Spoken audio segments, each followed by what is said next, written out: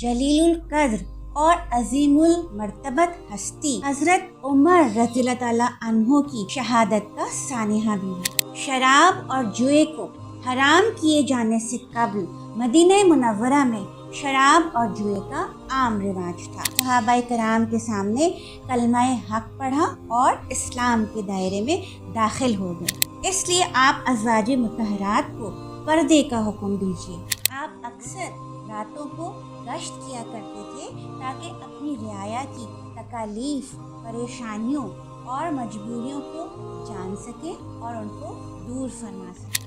अगर आप इस चैनल पर न्यू हैं तो चैनल को सब्सक्राइब कर दीजिए और मेरी वीडियो को लाइक और शेयर कर दीजिए और बेल आइकन को प्रेस करना मत भूलिएगा ताकि मेरी हर आने वाली वीडियो आपको मिल सके।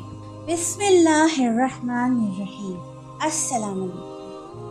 जब भी मुहर्रमुल हराम का जिक्र आता है तो हमारे जहनों में वाक़या करबला ताज़ा हो जाता है। इसमें कोई शक नहीं कि वाक़या करबला बातें के खिलाफ टकराने और दीन हक पर डट जाने की एक अजीमुश्शान मिसाल है। नवाज़े रसूल सल्लल्लाहु अलैहि वसल्लम यानी हज़रत इमाम हुसैन रज़ी अल्लाह अन्हो ने ख़ानदान समेत शहादत पेश करके इस्लाम को क़यामत तक के लिए जिंदा व जावेद कर दिया। लेकिन मुहर्रमुल हराम की अज़मत और फजीलत की सबसे बड़ी वजह यह है कि अल्लाह ताला ने इसे अपना महीना करार दिया है। वाक़या करबला के अलावा भी कई वाक़यात इस्लामी तारीख़ में माह मुहर्रम में पेश आए। इसमें ऐसा ही एक वाक़या इस्लाम की एक इंतहाई जलील कद्र और अजीमुल मर्तबत हस्ती हज़रत उमर रज़ी अल्लाह ताला अन्हो की शहादत का सानिहा भी है, जो कि यकुम मुहर्रमुल हराम सन 24 हिजरी को पेश आया।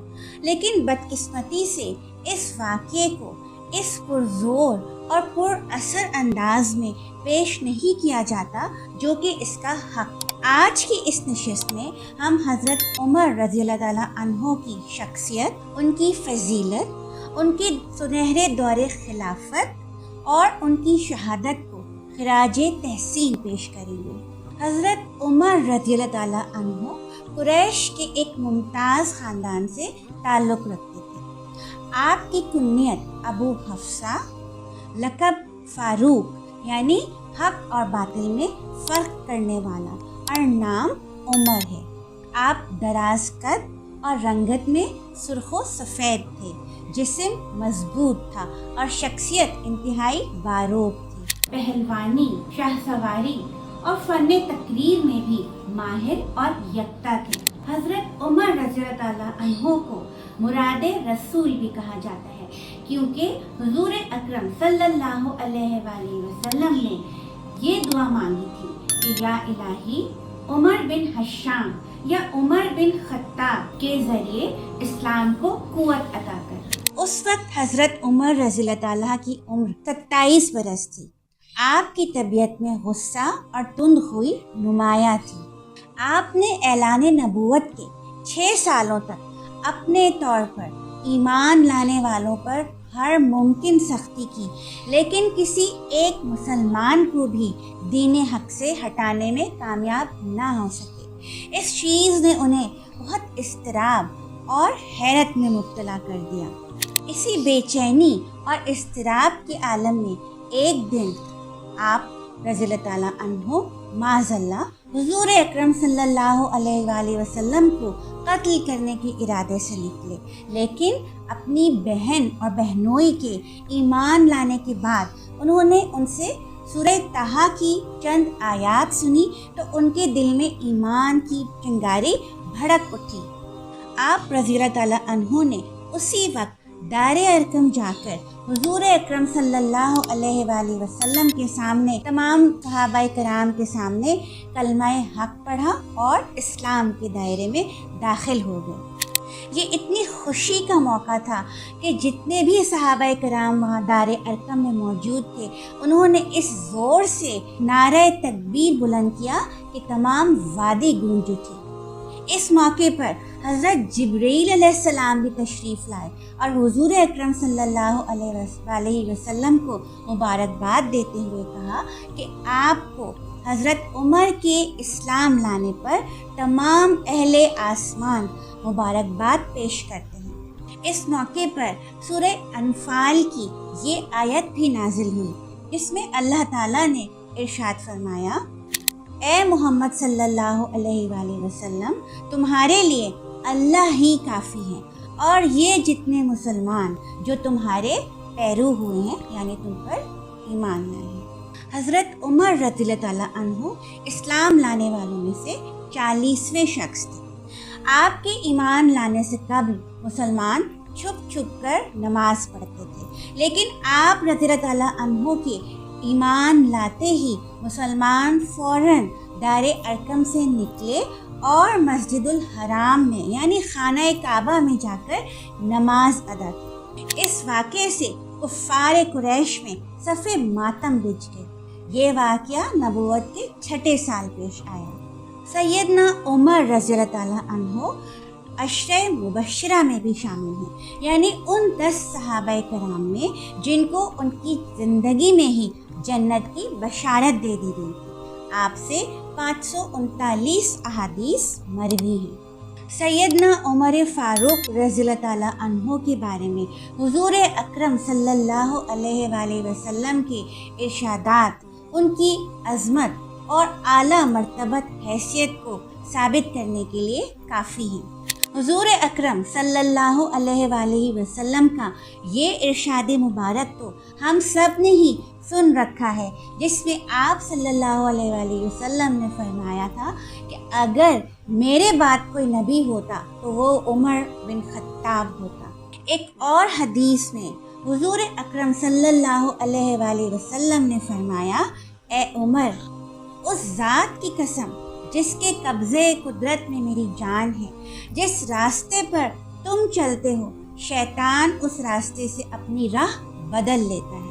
ایک اور حدیث مبارکہ میں حضور اکرم صلی اللہ علیہ وآلہ وسلم نے فرمایا، جس نے عمر سے بغض رکھا اس نے مجھ سے بغض رکھا، اور جس نے عمر سے محبت کی اس نے گویا مجھ سے محبت کی۔ سیدنا عمر رضی اللہ تعالیٰ عنہ کی ایک بہت بڑی فضیلت یہ بھی تھی کہ جب وہ کسی معاملے میں حضور اکرم صلی اللہ علیہ وآلہ وسلم کو مشورہ دیتے یا اپنی رائے پیش کرتے تو قرآن کریم کی کوئی آیت اس کی موافقت میں نازل ہوتی۔ اسی لیے ایک موقع پر حضور اکرم صلی اللہ علیہ وآلہ وسلم نے ارشاد فرمایا کہ اللہ تعالیٰ نے عمر کی زبان اور دل پر حق کو جاری فرما دیا ہے، اور وہ جو بھی بولتے ہیں حق بولتے ہیں۔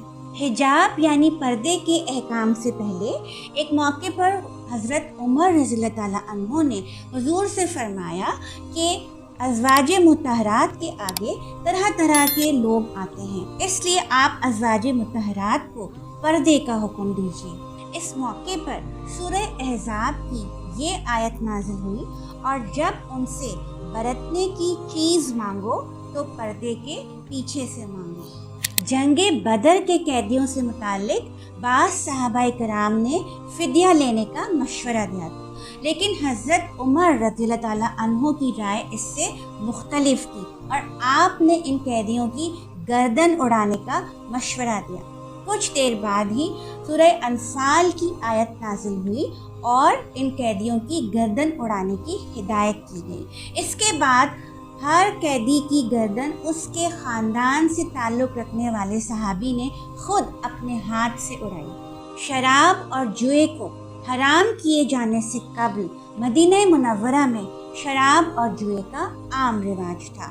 سیدنا عمر رضی اللہ تعالیٰ عنہ بارگاہ نبوت میں پیش ہوئے اور فرمایا کہ ہمیں شراب اور جوئے سے متعلق کوئی ہدایت دیجیے، کیونکہ یہ مال اور عقل دونوں کو ضائع کر دیتی ہے۔ اس موقع پر سورہ بقرہ کی یہ آیت نازل ہوئی، تم سے شراب اور جوئے کا حکم پوچھتے ہیں، تم فرما دو کہ ان دونوں میں بڑا گناہ ہے۔ اس سلسلے میں حضرت عمر رضی اللہ تعالیٰ عنہ نے بارگاہ الہی میں بار بار دعا کی کہ شراب اور جوئے سے متعلق ہمیں کوئی واضح احکام عطا فرما دیجیے، یہاں تک کہ شراب اور جوئے کے قطعی حرام ہونے کے متعلق سورہ مائدہ کی یہ آیت نازل ہوئی۔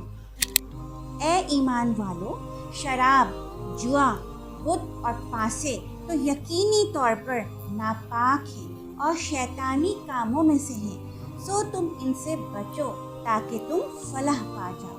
یہ صرف چند مثالیں ہیں، اسی طرح کم و بیش 27 مواقع پر اللہ تعالیٰ نے سیدنا عمر رضی اللہ تعالیٰ عنہ کی موافقت فرمائی۔ جیسا کہ ہم سب جانتے ہیں کہ مسلمانوں نے 2 ہجرتیں کی، ایک تو حبشہ کی طرف اور ایک مدینہ منورہ کی طرف، اور ان دونوں ہجرتوں کا سبب کفار مکہ اور مشرکین کا ان پر انتہا سے زیادہ ظلم و ستم تھا، اور جتنے بھی لوگوں نے ہجرت کی وہ کفار مکہ اور مشرکین سے چھپ کر خفیہ طور پہ کی، لیکن حضرت عمر کی ہجرت کا واقعہ بھی انہی کی طرح منفرد ہے۔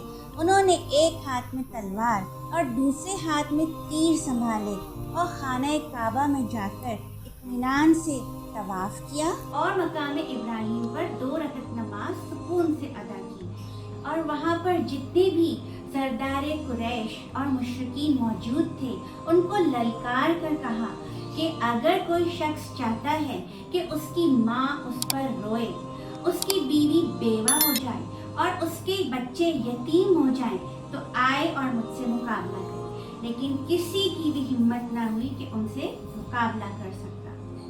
دنیا میں جتنے بھی انبیاء کرام تشریف لائے اور حضرت ابو بکر صدیق رضی اللہ تعالیٰ عنہ کے بعد دوسری عظیم المرتبت اور جلیل قدر ہستی حضرت عمر رضی اللہ تعالیٰ عنہ کی ہے۔ آپ رضی اللہ تعالیٰ عنہ نے حضرت ابو بکر صدیق رضی اللہ تعالیٰ عنہ کے انتقال کے بعد منصب خلافت سنبھالا اور دوسرے خلیفہ راشد مقرر ہوئے۔ آپ کے دور خلافت میں اسلامی مملکت کی حدود 28 لاکھ مربع میل تک پھیل گئی تھی۔ مصر سے لے کر فلسطین اور آرمینیا تک اسلامی مملکت کی حدود میں شامل ہو چکے تھے۔ اس وقت کی 2 عظیم سپر پاورز یعنی سلطنت روما اور سلطنت ایران کو بھی حضرت عمر رضی اللہ تعالیٰ عنہ کے دور خلافت میں فتح کیا گیا۔ جب آپ نے منصب خلافت سنبھالی تو پورا عرب چھوٹے چھوٹے قبائل میں تقسیم تھا، لیکن آپ نے اپنے 10 سالہ دور خلافت میں ایک انتہائی وسیع، منظم اور عدل و انصاف پر مبنی نظام قائم فرمایا۔ یہی وجہ ہے کہ آپ کا دور خلافت اسلامی تاریخ کا سنہرا دور کہلاتا ہے۔ آپ رضی اللہ تعالیٰ عنہ نے انصاف کا ایک انتہائی مضبوط نظام قائم کیا، قاضیوں کی تقرری کی اور ان کی نگرانی کے اصول مرتب کیے۔ آپ نے مختلف وزارتیں اور محکمے قائم کیے اور ان کے اصول و ضوابط طے فرمائے۔